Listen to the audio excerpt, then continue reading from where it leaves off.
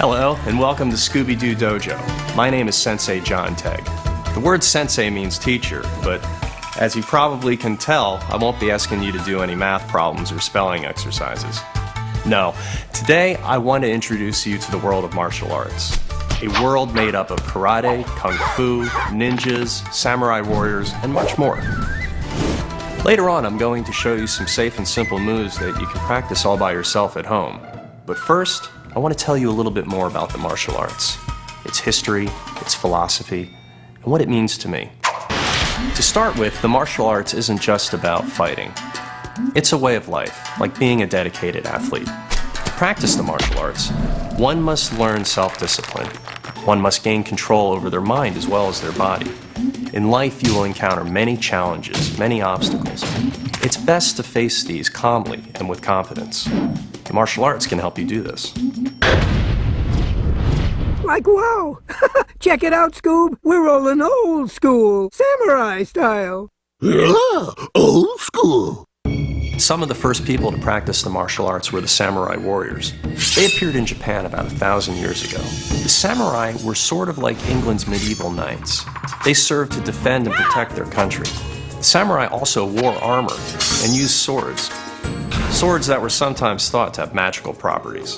Using his sacred magic, the Green Dragon defeated the Black Samurai, imprisoning him forever within the Sword of Doom. But above all else, the samurai believed in honor, a code of right and wrong. And you probably wouldn't have wanted to get on the bad side of a samurai. Just ask Scooby-Doo.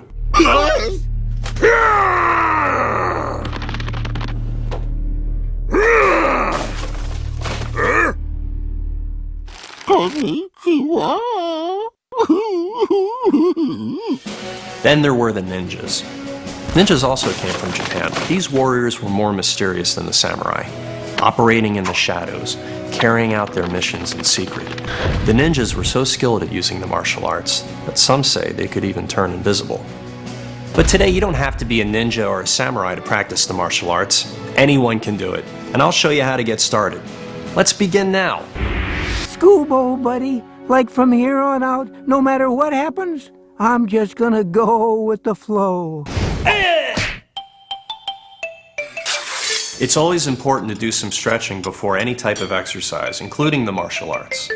So let's start with our hands out wide. Let's make tiny circles, keeping the arms straight. Good. Now go backwards. Good, and now a little bit bigger. And go the other way. And now full rotation, big circles. And go the other way. Good, now go side to side, keeping your hands above the shoulders. Very good. Hands on your belt. Look up. And down. Up. And down. Right. Left. Right. Left. Roll your shoulders back. And roll them forward. Good. Now, hands on your hips. Big circles with the hips. And go the other way. And hands on your knees. Tiny circles with your knees. And go the other way. Good. It's important to stretch, and the reason we do that is so that number one, we don't get hurt, and two, it increases flexibility. Yeah. Scooby-Doo, I'm pooped. Now I want to talk to you about stances, and the three most common stances in the martial arts are horse stance, forward stance, and back stance. Stances are very important because they help you with balance and with strengthening your legs. So the first stance we're going to work on is horse stance, and it looks pretty much the way it sounds, like you're riding a horse. The first thing we're going to do is we're going to step our left leg out to the side And our hands are going to come in front of our chest like an X. And then they're going to come down over your knees. And when you do this, you're going to use a loud ki. I'll demonstrate.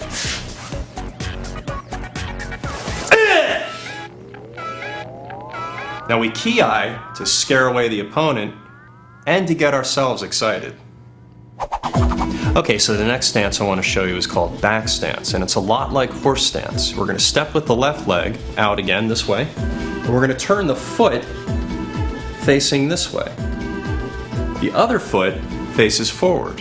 Let me give you a different angle. So it would look like this from the front, and back to this position. And the cool thing about this stance is when you want to switch, you just pivot on the heels and go the other direction. The majority of the weight should be on your back leg.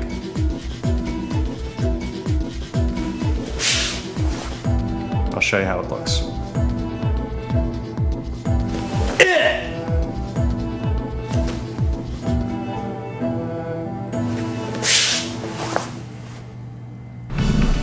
Okay, and the third and final stance I want to show you is called forward stance. And basically, you're stepping forward into this position with the front knee bent so you can't see your toes. And the majority of the weight will be on your front leg, keeping the back leg straight. Your hips and shoulders will be locked forward.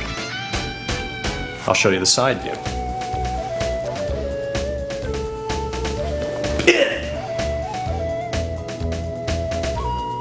And the side view.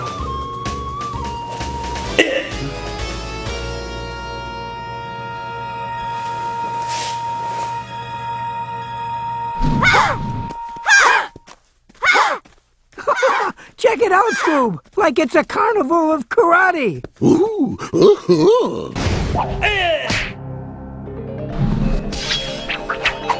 I'd like to show you 3 basic blocks right now. And to help me out, I've got my good friend Sensei Scott Greenwood with me. The first block we're going to use is called X block. The arms cross the chest like an X, and they go straight up over the head. The next block is upward block.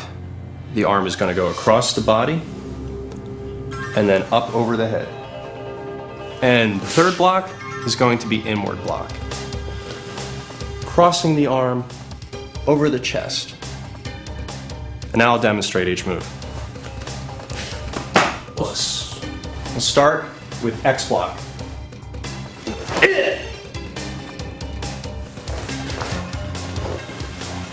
Upward block.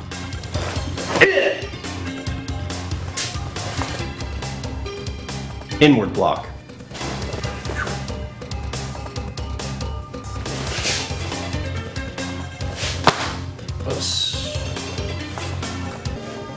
And those are the 3 basic blocks. Guess that's the end of this mystery. No, my friends, the mystery has only begun. Now I will perform for you one final demonstration. Do not try this at home. What I'm about to show you requires years of training and discipline. But it is a testament to the power and the discipline of the martial arts. The board before me is thick and strong, but my hand and my will are stronger.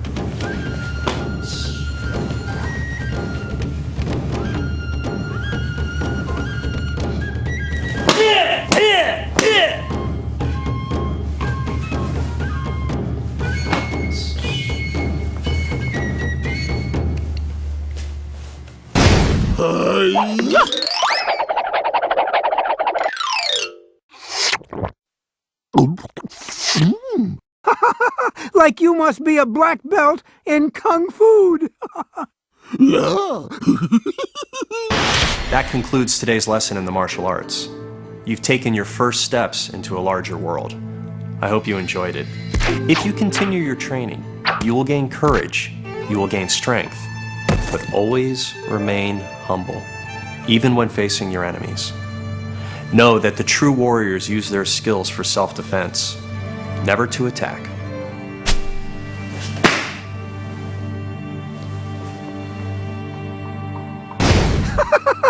Finally, something worth fighting for. Yeah.